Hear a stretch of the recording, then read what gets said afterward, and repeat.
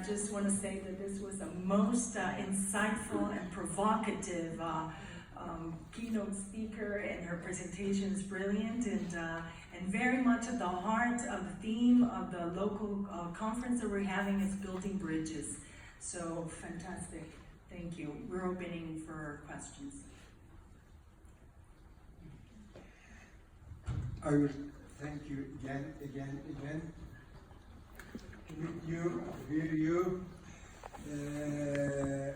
I'm very proud to be a man, especially now again when I hear you from women perspective. Oh, a part of my love too. Yeah, same soul. Thank you. Thank you. I think, especially 20 years ago, I began find modern physics from ancient time, and from Parmenides, Heraclitus, there about material, nature in materia. And Parmenides said material is in form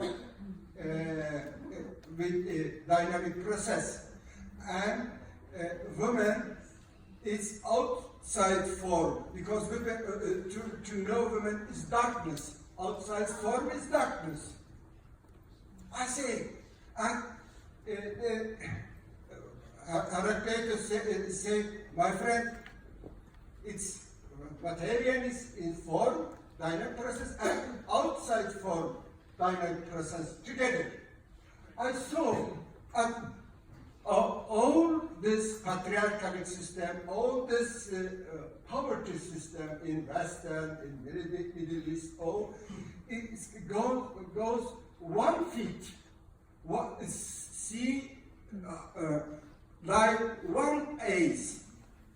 Oh, and I haven't been man. I found I have whole man, half man, because I am frightened to see woman in my soul, in my mother. I love my mother, but I'm frightened from her. Oh, why? Oh, porco Dio, mamma mia. So I began use in my psychotherapy as clinical, child, family, adult, a multicultural perspective with power, with glad. So I find I welcome irrationality in my room. You do crazy things. Oh, very, but it's fantastic things. And we do very good therapy. I accept she's and hers, God's, Jesus, all this. So welcome. Why not? So, and especially schizophrenia. That's fantastic. Oh, this figure grow up. Find yourself. That's fantastic. So I'm very grateful. So multicultural area can be new psychology ground. Thank you very much for your endorsement and your comments. Thank you. Listen me, give me this time. I know. Thank you. I spoke too much.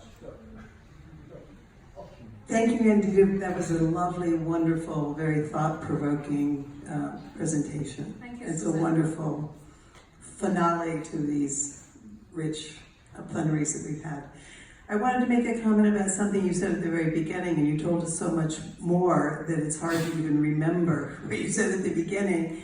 But you were talking about how difficult it was to be a Global South scholar who's trying to be honest and thoughtful and reflective about the reality that you know. I just wanted to comment that it is equally hard for those of us who are trying to negotiate across disciplines living in the North. Peggy Miller, Doug Sperry, and I have called this no man's land, that we feel very isolated, like the communication is difficult, and also that we are reduced to text boxes in textbooks for exactly the same reason. So there are probably additional complications for being from the non-weird society trying to make this argument, but it's not a lot easier for those of us who are living in no man's land, in our own land, to try to make sense of things that we know are misrepresented in mainstream theory and practice.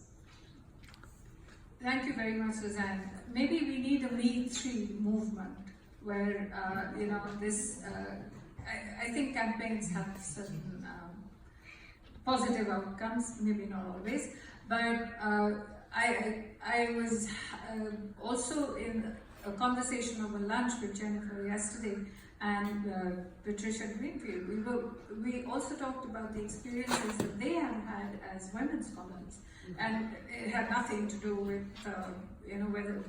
who your participants of your research were, but just the struggles that women have had to enter into the space which was largely male-dominated for a long time. Interestingly, that has not been an issue for us internally.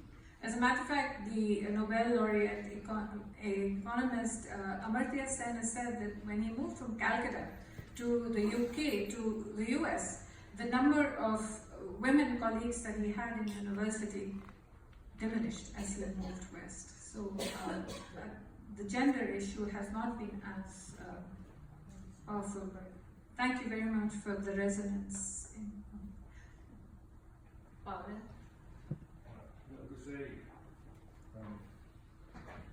He is the one leading to Poland.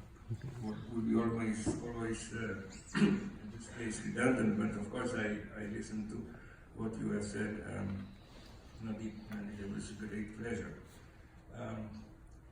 The title of your lecture is why there cannot be psychology without culture. Well, it is a bit provocative because, as we know, there is much of psychology without culture. And during the 50 years of that we'll be celebrating in IACCP, I have been in the association for 37. The question is, it's not only an issue of impression, but maybe for some thorough analysis. How much have we progressed with introducing culture to psychology these 50 years? I'm not sure that the progress is spectacular.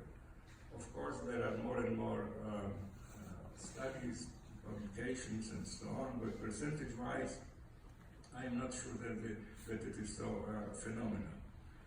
So, for instance, when you spoke so much about cultural psychology in India, I was thinking, well, how could it be inserted and integrated into the knowledge of cultural, cross-cultural psychologists in the world?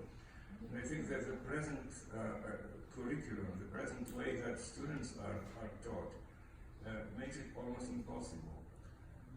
It's so much, the curriculum is so much on the physiological neuroscience side that I believe that it is more likely to become a psychologist who has some wisdom and who is open for instance, for Indian culture.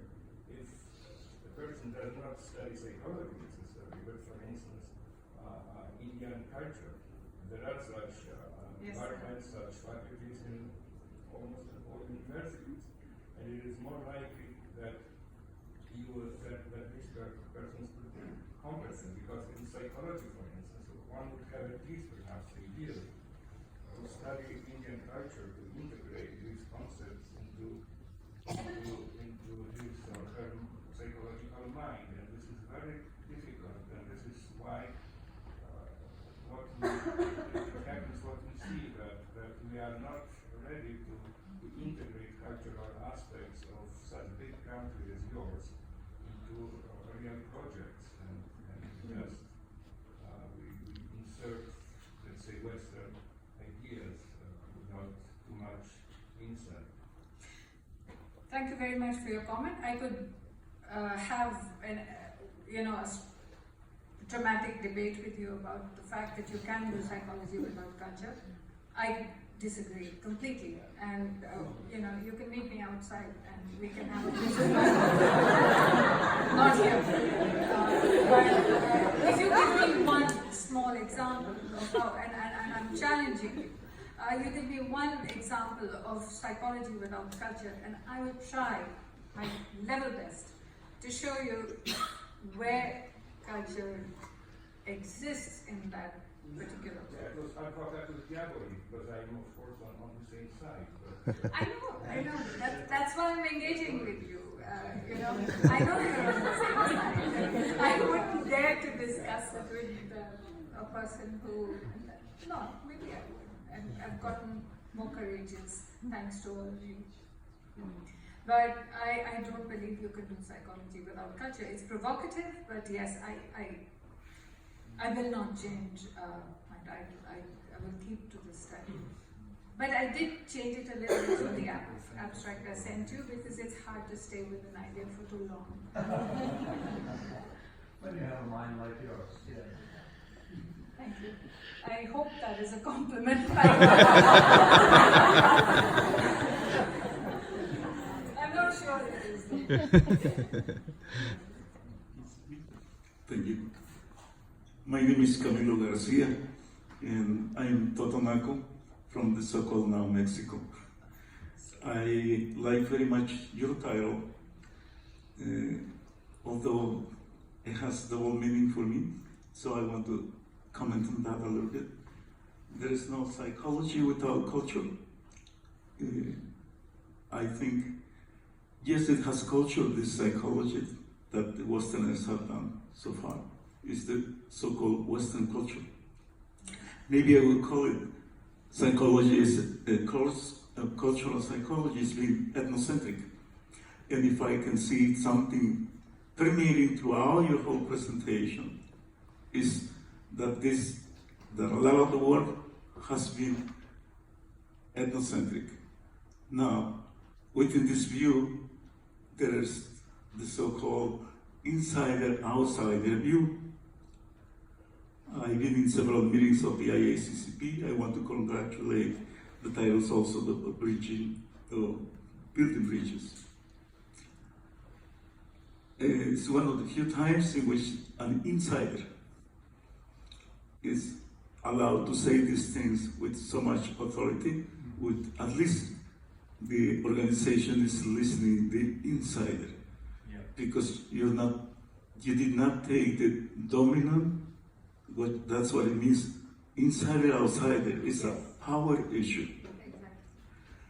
And this is one of the few times that somehow, I do not know if it has to be because of it's Indian, it's also a large and powerful country, whatever. In any case, I've been trained as a psychologist and as an anthropologist by the outsiders. And I have enjoyed a lot. Yeah. I do not dismiss any of the value, as many times it has been seen, cross-cultural psychology for being ethnocentric. It has its own value as much as the insiders. And I have learned from them their methodology and their perspectives. They are good, but maybe we have to acknowledge the limited validity. And it's time probably to expand this validity. I have learned in this conference 2 or 3 meaningful issues. With Dr. Weissner, with the mixed methodology, expanding the methods.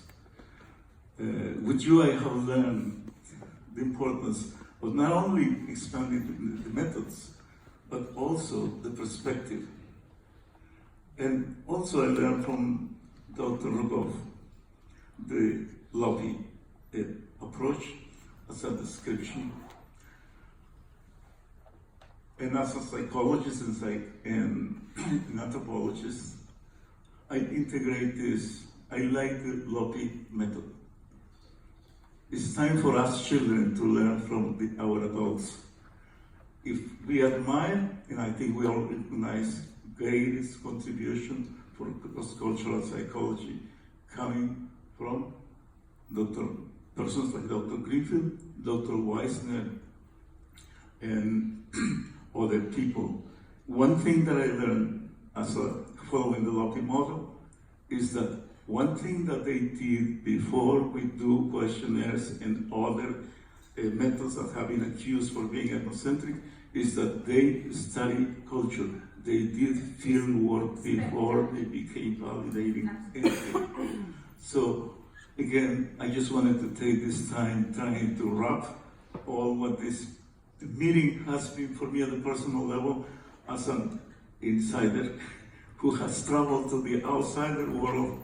And we can reverse that, because for me the insiders are the psychological anthropologists or the anthropological psychologists. They both cross, they both build bridges. Thank you so much for your presentation. Thank you so much for your comment. Thank you. Barbara. Do we have time? A couple minutes more? I think it's such an interesting conversation that we could give a couple minutes. We have to meet the keynote later. Meet the student. Meet the student and meet the keynote. Okay, yeah, one more? One more. Yes, Barbara. Well, this may be time for two, because mine is very short. I just want to say this was a fantastic talk, and I wonder if it's published or where you're going to publish it, because I think it is extremely valuable for not just this association, but should be very broadly read. So I would love to know how to find it. I hope Mariano is going to do a book of proceedings and wonderful. Thank you, Barbara. I would love to do that. No, I finished my presentation at 7:09 this morning, so I haven't yet published it. I would love to. Thank you very much. I'll let you know. So, please, one more? Okay, last Yeah, one. one very quick one, and I think I can do it loudly enough. I used to teach kindergarten. Your comments about funding and academic positions struck home with me. I've received a major grant from one foundation to study immigrant parenting perspectives of their children over a 4-year period. And several colleagues at my university asked what my child outcomes were. I said, I have none. What my hypotheses were, I have none. How did you get a major grant? I said, I think they liked my questions. But it took years to find that funding. Another organization that does fund anthropological research, when I wrote what I wanted to explore, which were parent interpretations of children's experiences, I was told we already know the problems. We're funding research that identifies the solutions so that we can scale up. And then at yet another university, I was told by the dean that they would not co-sign grant proposals that did not have the 50% indirect cost coming back to the university. So it is not a small issue, a small concern. I agree that research can be done cheaply, because I've done work that we had to call pilot work in terms of IRB that cost nothing. But even that work leading to a funded project was quite a long haul, over 2 universities and at least a decade. So, and thank you for everything else you've said, but that if we're going to be inspired by you, or if young people are, somehow collectively, I would hope that this group and other affiliated groups like Society for Psychological Anthropology and SRCD could help identify other funding strands. Thank you. Thank you so much for your comment. I'm going to end with another short story from a neuroscientist whom I admire, that extends what you're saying. V.S. Ramachandran is the famous phantom limb neuroscientist, and he starts his book, Phantoms in the Brain, with a story to say that, if I tell you that I have a talking pig, are you going to be surprised? Or are you going to wait for me to show you 30 talking pigs before, or 300 before you will be surprised? So he says that as a neuroscientist, you cannot ignore the N of 1, because you're not going to find 10 people with the same kind of brain damage. So let us understand that there are many ways of doing research, and just observing people, conversations with others can also enter into the statements that we make. And I think for leaders like Debbie for the Journal of Cross-Cultural Psychology, those are the kinds of places where you can see the change, where you allow certain kinds of conversations to also be included. But she mentioned yesterday about some new board called COPE, which they are struggling with in the world of publishing. But with this story, let me end and not prevent you from getting to coffee. Thank you very much.